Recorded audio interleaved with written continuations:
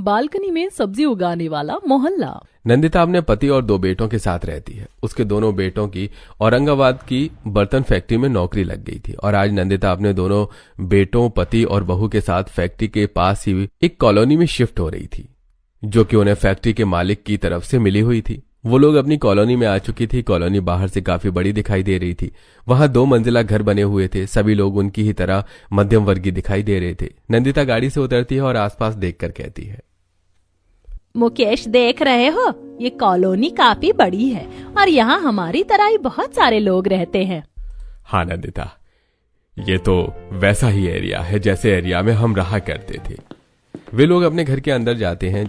घर उन्हें काफी पसंद आता है। उसके दोनों बेटे सामान उठाकर अंदर ले जा रहे थे, तो वहीं उसकी बड़ी बहू घर की साफ सफाई में लगी हुई थी और नंदिता उसकी मदद कर रही थी। तभी कमला अपनी बहू निराली के साथ वहां आती है और नंदिता से कहती है, बहन, हम आपके पड़ोसी हैं, किसी भी तरह की मदद की जरूरत हो तो हमें जरूर बताइएगा। हाँ हाँ बहन जी, जरूर। वैसे आप लोगों को यहाँ शिफ्ट हुए कितना समय हो गया? बहन जी, हम तो पिछले 2 महीने से यहाँ रह रहे हैं। यहाँ किसी प्रकार की दिक्कत तो नहीं होती ना?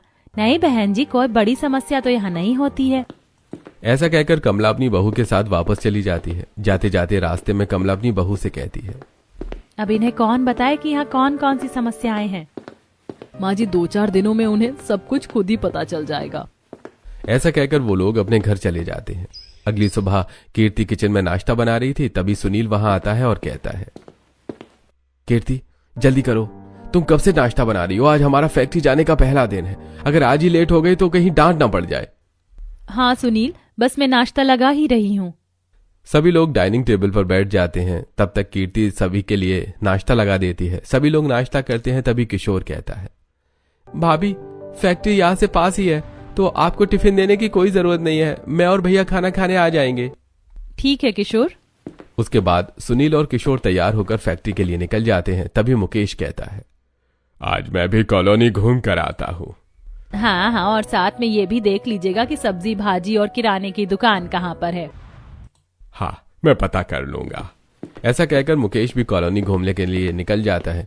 उसके बाद कीर्ति घर का काम करती है। फिर अपनी सास से कहती है, माँ जी, कितनी ठंड लग रही है ना, चलिए हम छत पर जाकर धूप सेकते हैं। हाँ हाँ बहू, चलो। दोनों सास बहू छत पर पहुंचती हैं तो देखती हैं कि आसपास काफी सारे लोग अपनी छत पर धूप सेकने के लिए बैठे थे। तभी एक पड़ोसन सरिता कहती है, बहन, तुम यहाँ नई आई हो ना?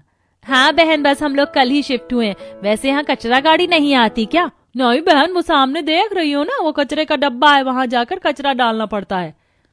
वैसे आंटी, नल तो रोज आता है ना? हाँ बहू, नल रोज आता है, पानी की कोई दिक्कत नहीं है।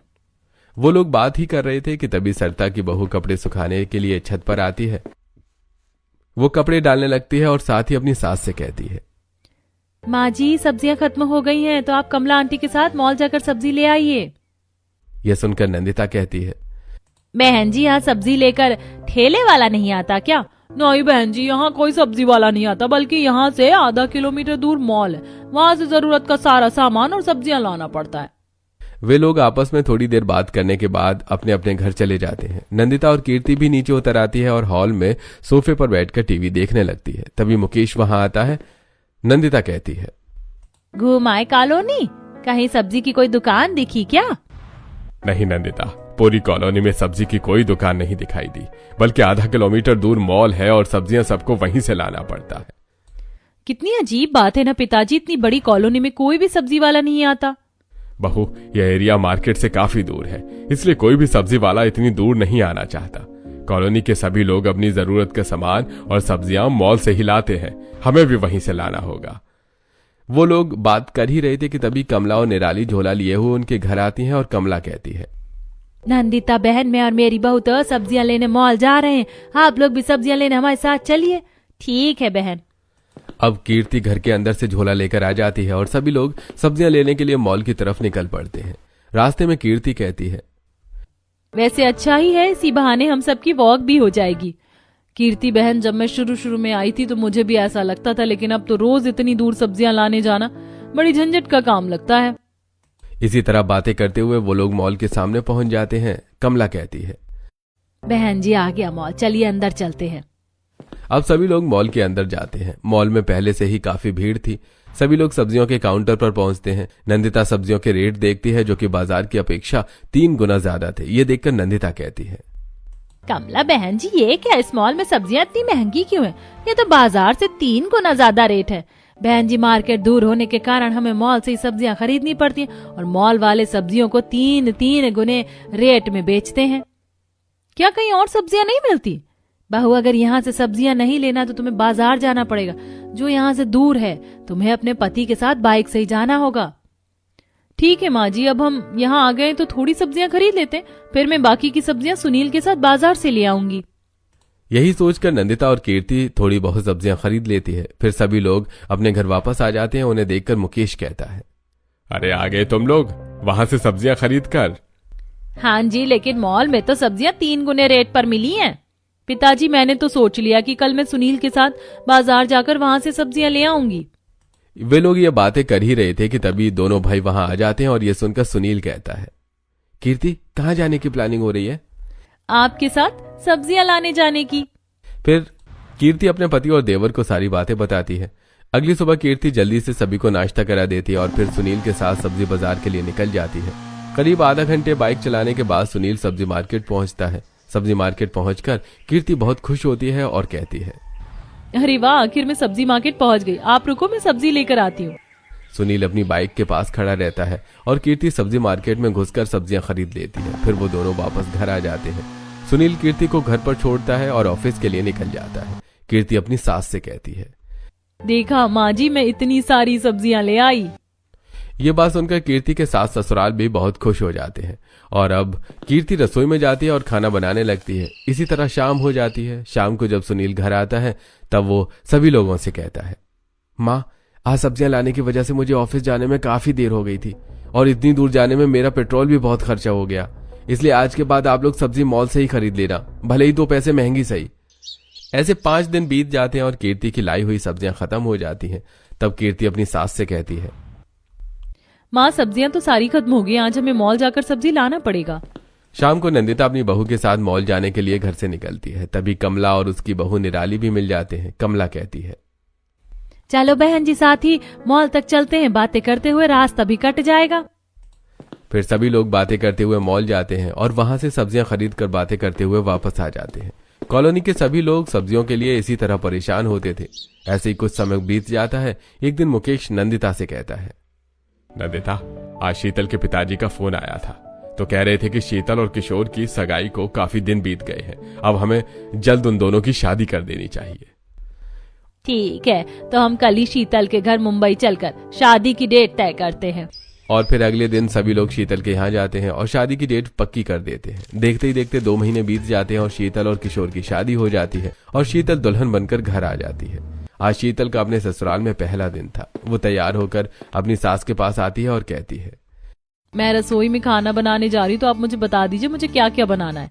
बेटा, फ्रिज में सब्जियां रखी हैं, उनमें से सब्जी, रोटी, दाल, चावल और मीठे में खीर बना लो। वैसे कीर्ति आती ही होगी, वो तुम्हारी मदद करवा लेगी। फिर शीतल रसोई में जाती है। सबसे पहले वो फ्रिज खोलकर देखती है तो उसमें गोभी और भटे रखे हुए थे।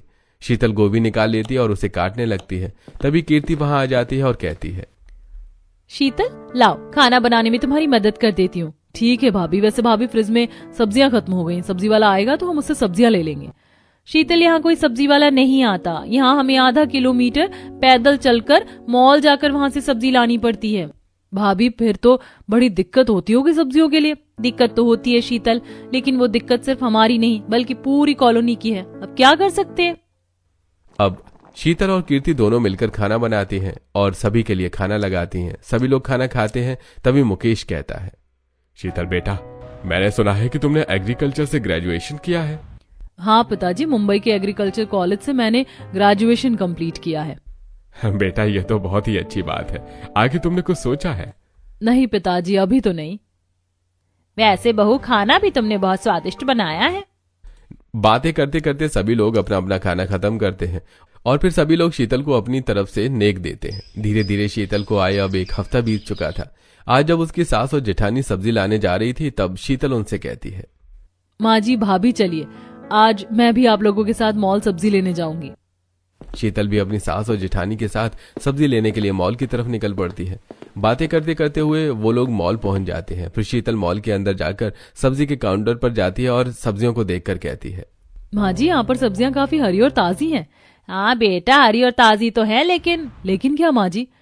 कुछ नहीं शीतल, तुम सब्जियां निकालो।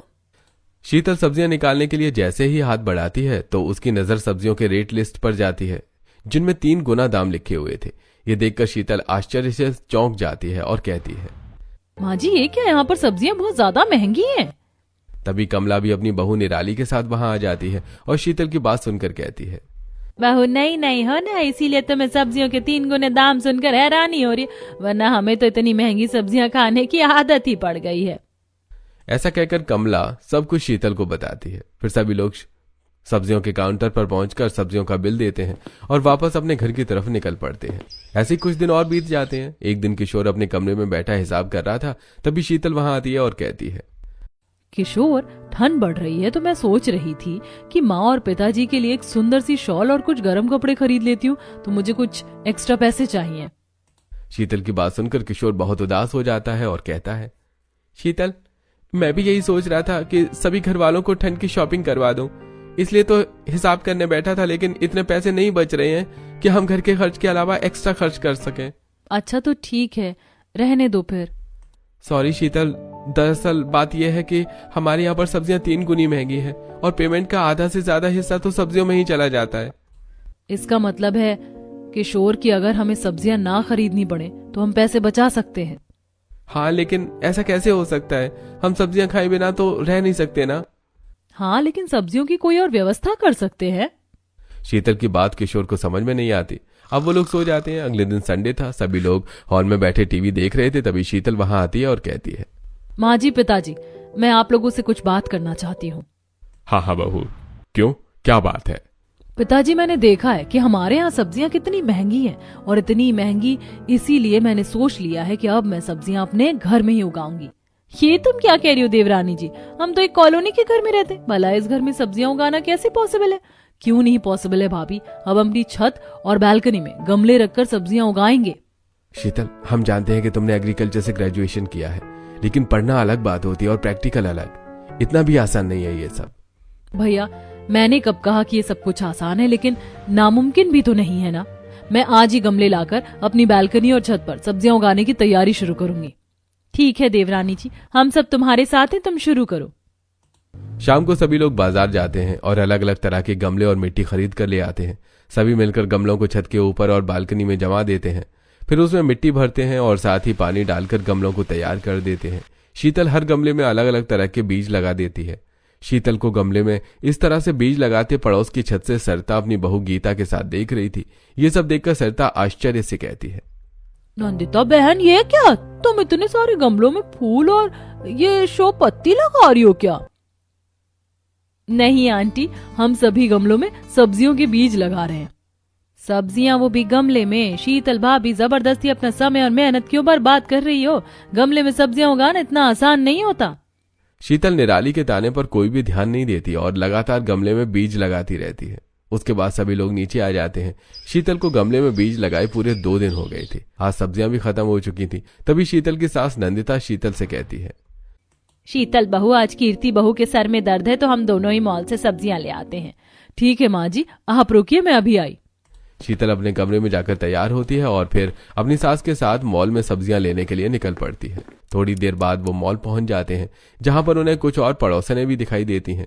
कमला वहां आकर शीतल से कहती है, शीतल बहू, सुनने में आया कि तुम छत पर गमले रखकर सब्जियां उगा रही हो। हाँ आंटी, लेकिन आपको कैसे पता? शीतल बहन, ये बात सिर्फ हमें ही नहीं बल्कि पूरी कॉलोनी को पता है, और कॉलोनी वाले तुम्हारा मजाक भी उड़ा रहे हैं। निराली बहन, मुझे दूसरों की बातों से कोई फर्क नहीं पड़ता। मैं जानती हूँ कि मैं सब्जियों को गमले में उगा लूंगी। हाँ शीतल बहू, भगवान करे तुम गमले में सब्जियां उगाने में कामयाब हो जाओ। अच्छा चलो, अब सब्जियां खरीद लेते हैं। सभी मिलकर सब्जियों के काउंटर पर जाते हैं और सब्जियां खरीद लेते हैं। उसके बाद सब्जियों का बिल पे करके सभी लोग अपने घर की तरफ चल पड़ते हैं। बात करते करते सभी लोग जल्दी ही घर पहुंच जाते हैं। ऐसे ही कुछ दिन और बीत जाते हैं। एक दिन शीतल छत पर अपनी सब्जियां देखने के लिए जाती है। तभी वो देखती है कि सब्जियों के छोटे छोटे पौधे निकल आए हैं। शीतल कीर्ति को आवाज देती है। कीर्ति ऊपर आती है। तब शीतल उससे कहती है, देख रही हूँ कीर्ति भाभी, हमारी सब्जियों से तो छोटे छोटे पौधे निकल आए। हाँ शीतल, मुझे ये देखकर बहुत खुशी हो रही है। अब मुझे विश्वास हो गया कि वो दिन दूर नहीं जब सब्जियों की समस्या हमारे लिए खत्म हो जाएगी। कीर्ति भी शीतल के साथ पौधे में पानी डालने लगती है। धीरे धीरे समय बीत रहा था और शीतल की सब्जियां बड़ी हो रही थी। शीतल कभी अपनी सब्जियों के पौधों में खाद डालती तो कभी पानी और कभी दवाइयां डालती। ऐसे ही समय बीत रहा था और अब शीतल की सब्जियां थोड़ी बड़ी हो चुकी थी।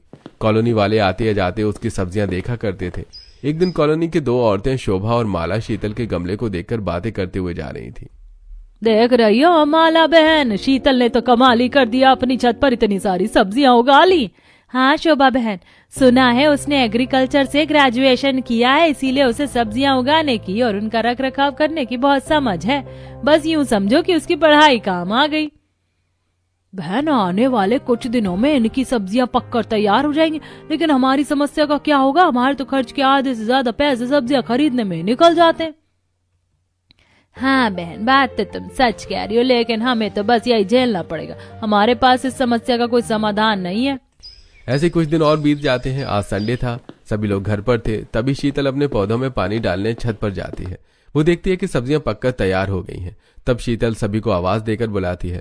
सभी लोग छत पर आ जाते हैं। फिर शीतल कहती है, माँ जी, पिताजी, देख रहे हैं आप लोग, हमारी सारी सब्जियां तैयार हो गई हैं। आज हम अपनी सब्जियों को तोड़ेंगे।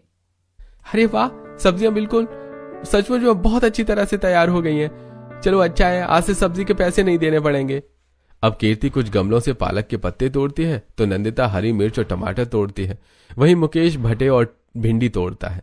सुनील कुछ गमलों से आलू खोद कर निकालता है तो वहीं किशोर हरी धनिया और मेथी के पत्ते तोड़ लेता है। सभी लोग सब्जियों को टोकरी में रखकर नीचे आते हैं। शीतल और नंदिता सोफे पर बैठकर सब्जियां काटने लगते हैं। तभी कॉलोनी की कमला और निराली दोनों सास बहू वहां आ जाती हैं। कमला कहती है, नंदिता बहन, मैंने और निराली ने तुम्हें अपनी छत से सब्जियां तोड़ते हुए देख लिया था, सोचा हम भी अपने पड़ोसी से थोड़ी सब्जी मांग लाए।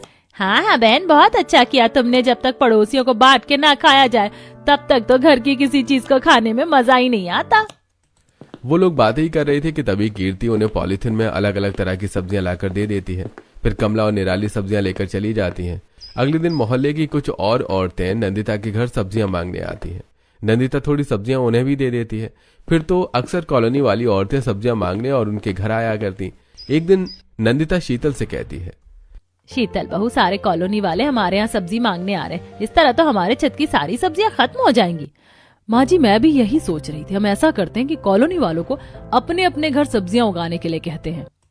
यही सोचकर शीतल अपने घर के बाहर आती है और सभी औरतों को हाथ के इशारे से अपने आंगन में बुलाती है। फिर शीतल सभी को समझाते हुए कहती है, मैं चाहती हूँ कि जिस तरह मैंने अपने घर की बालकनी और छत पर सब्जियां उगाई हैं, इसी तरह आप सभी लोग भी अपने घर की बालकनी और छत पर सब्जियां उगा लो, ताकि हमारी महंगी सब्जियां खरीदने की समस्या हमेशा के लिए खत्म हो जाए। अब वो तो ठीक है शीतल, लेकिन हमने तुम्हारी तरह एग्रीकल्चर में ग्रेजुएशन थोड़ी न किया है, हमें सब्जियां उगाना नहीं आता। ऐसी कोई बात नहीं है कि एग्रीकल्चर आना, और फिर मैं तो हूं ना आप सबको बताने के लिए। शीतल सही कहती है, हम सबको भी शीतल की तरह सब्जियां उगाना शुरू करना चाहिए। तो ठीक है शीतल, हम सभी लोग आज ही गमले, मिट्टी और बीज लेकर आते हैं। अब उसी दिन सभी औरतें बाजार जाती हैं और गमले, मिट्टी और खाद बीज लेकर आ जाती हैं। शाम तक सभी लोग अपने अपने छत के ऊपर गमले जमाकर मिट्टी भरकर पानी छिड़ककर उन्हें बुवाई के लिए तैयार कर देती हैं। अगले दिन सुबह से ही सभी लोग अपने अपने छत पर अपने अपने गमले में बीज लगा रहे थे। शीतल अपनी छत पर खड़े होकर सभी को इंस्ट्रक्शंस दे रही थी। इसी तरह अब सभी के गमले में सब्जियां लग चुकी थी। धीरे धीरे समय बीत रहा था और सभी लोगों को सब्जियां उगाने का इंतजार था। एक दिन शीतल किशोर की छत पर खड़ी अपने पौधों में पानी डाल रही थी कि तभी किशोर कॉलोनी के आसपास का नजारा देखकर कहता है, शीतल, तुमने तो पूरी कॉलोनी का नक्शा ही बदल दिया है। सभी के घरों की छतों पर बालकनी में गमले रखे हुए दिखाई दे रहे हैं। साथ में गमले में छोटे छोटे पौधे भी आने लगे हैं। हाँ किशोर, और तुम देखना कि जल्दी ही कॉलोनी वालों को सब्जियां नहीं खरीदनी पड़ेंगी।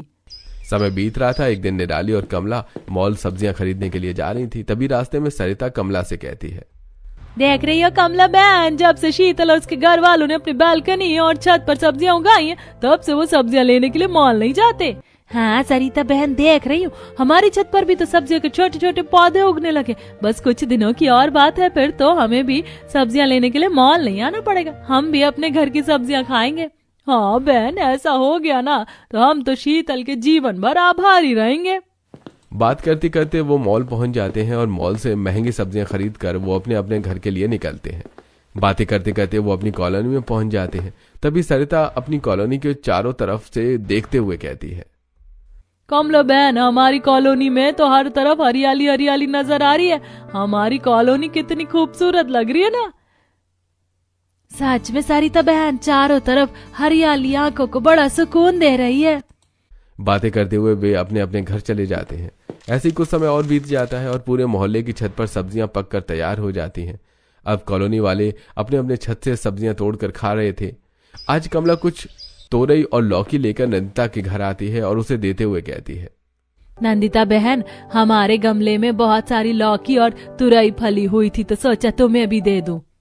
नंदिता वो सब्जियां ले लेती है और अपनी बहू कीर्ति को देते हुए कहती है, हाँ बहन, सही कह रही हो, हमारे गमले में भी ढेर सारी सब्जियां उगी हैं। कीर्ति, जरा इन्हें कुछ सेमी और कद्दू लाकर तो दे दो। कीर्ति अंदर जाती है और रसोई में रखे हुए कुछ सेमी और कद्दू उठाकर उसे पॉलीथिन में डालती है और बाहर लाकर कमला को दे देती है। यह देखकर कमला कहती है, बहन, मुझे याद आया वो दिन जब हम मॉल जाकर इतनी महंगी सब्जियां लाते थे और थोड़ी थोड़ी सब्जियां बनाते थे ताकि ज्यादा दिन चल जाए। और आज इतनी सारी सब्जियां हो गई कि वो हमारे खाने से खत्म ही नहीं हो रही। हाँ बहन, तुम सही कहती हो। अच्छा बहन, मैं अभी चलती हूँ। ऐसा कहकर कमला चली जाती है, लेकिन शीतल ये सारी बातें बहुत ध्यान से सुन रही थी और किसी गहरी सोच में डूबी हुई थी। उसे इस तरह गहरी सोच में डूबा देखकर किशोर कहता है, क्या बात है शीतल, तुम किस सोच में डूबी हुई हो? किशोर, मैं सोच रही थी कि अब तो सारी कॉलोनी सब्जियां उगा रही है, इसीलिए हर किसी के घर काफी सारी सब्जियां हो गई, इतनी कि वो खा भी नहीं पा रहे हैं। हाँ वो तो है। क्यों ना हम इन सब्जियों को बेचना शुरू करें? बहू, सब्जियां उगाने तक तो ठीक था, लेकिन अब क्या तू रोड पर बैठकर सब्जियां बेचेगी? शीतल, तेरे पिताजी सही कहते हैं। माँ जी, पिताजी पहले उससे अपनी बात पूरी तो करने दो। हाँ शीतल, तुम कहो, क्या कह रही थी? कीर्ति भाभी, हमारी कॉलोनी के पास ही मॉल है जहाँ से आसपास के एरिया के सभी लोग सब्जियां खरीदते हैं। क्यों ना हम उस मॉल में अपनी कॉलोनी से सब्जियां बेच दे। शीतल सही कहती है, हम उसे सब्जियां बेच तो सकते हैं, लेकिन शीतल वो भला हमसे सब्जियां क्यों खरीदेगा? सुनील भैया, बहुत सीधी सी बात है, वो सब्जियां बाहर से मंगवाता होगा और इसमें उसका काफी सारा किराया लग जाता होगा, इसीलिए वो सब्जियां इतनी महंगी बेचता है। जब वह इतने पास से सब्जियां मंगवाएगा तो उसे किराया भी नहीं लगेगा। माँ, शीतल की बातों में दम है। हम लोग आज ही मॉल में चलकर बात करते हैं, उसके बाद हम कॉलोनी वालों से भी बात कर लेंगे। हाँ तो ठीक है किशोर बेटा, तुम और शीतल अभी मॉल जाओ और मॉल वाले से बात करके आओ।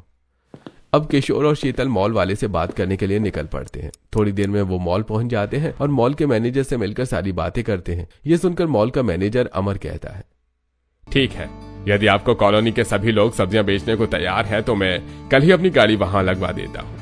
आप सभी लोग अपने गमलों से सब्जियां तोड़कर हमारी गाड़ी में रखवा दीजिए। हमारे आदमी उसे उठा लाएंगे यहाँ और आपको आपके पैसे मिल जाएंगे। शीतल और किशोर ये सुनकर काफी खुश होते हैं। वो लोग अपने घर वापस आते हैं और अपने घर वालों को सारी बातें बताते हैं। ये सुनकर नंदिता कहती है, ये तो बहुत अच्छी बात है बहू, ये बात हमें कॉलोनी के हर घर में बतानी होगी। चलो हम सभी लोग हर घर में जा जाकर ये सारी बातें बताते हैं। अब सभी लोग कॉलोनी में निकलते हैं और हर घर में जाकर ये सारी बात बताते हैं। कॉलोनी के लोग इस बात से बहुत खुश होते हैं। अगले दिन शाम को मॉल का मैनेजर अपनी सब्जी को गाड़ी भेज देता है। अब कॉलोनी के सभी लोग गाड़ी में रखी टोकनियां उठा लेते हैं। फिर वो अपने अपने गमलों से सब्जियां तोड़ तोड़ कर उसमें भरकर गाड़ी में रख देते हैं और अपनी अपनी रखी हुई सब्जियों का हिसाब लिखकर किशोर और शीतल को दे देते हैं। किशोर और शीतल उन सब्जियों के साथ साथ मॉल की तरफ से निकल पड़ते हैं और मॉल पहुंचकर वो अमित को सारी सब्जियां डिलीवर करते हैं। अमित सब्जियां चेक करता है और कहता है, किशोर, शीतल, ये सब्जियां तो ऑर्गेनिक और बहुत अच्छी क्वालिटी की सब्जियां हैं। मैं आपको उनके अच्छे दाम दूंगा और हाँ, अगली बार आप सब्जियां किसी और को नहीं बल्कि सिर्फ हमें ही बेचना। ऐसा कहकर अमित उन लोगों को सब्जियों के अच्छे दाम दे देता है। वो लोग वापस जाते हैं तो देखते हैं कि कॉलोनी के सभी लोग खड़े होकर उनका इंतजार कर रहे थे। अब उन लोगों को देखकर शीतल कहती है, मुबारक हो, आप सबकी सब्जियां अच्छे दामों पर बिक गई हैं और अगली बार से हमें अपनी सब्जियां मॉल में ही देनी है। ये लीजिए आप लोगों की पहली कमाई। ऐसा कहकर शीतल सभी में पैसे बांट देती है। सभी लोग अपने अपने पैसे पाकर बहुत खुश होते हैं। तब कमला कहती है, शीतल बहू, तुमने तो कमाल कर दिया, ना सिर्फ हमें महंगी सब्जियां खाने से बचाया बल्कि हमें एक व्यापारी भी बना दिया। तुम तो सचमुच विजेता हो। ये कमाल मैंने अकेले नहीं किया बल्कि आप सब ने साथ मिलकर किया, इसीलिए विजेता मैं नहीं बल्कि हम सब हैं। सभी लोग शीतल की ये बात सुनकर तालियां बजाते हैं और इस तरह वो कॉलोनी एक आत्मनिर्भर कॉलोनी बन जाती है। सभी लोग सब्जियां उगाते हैं और उन्हें शौक से खाते हैं और शौक से बेचते हैं।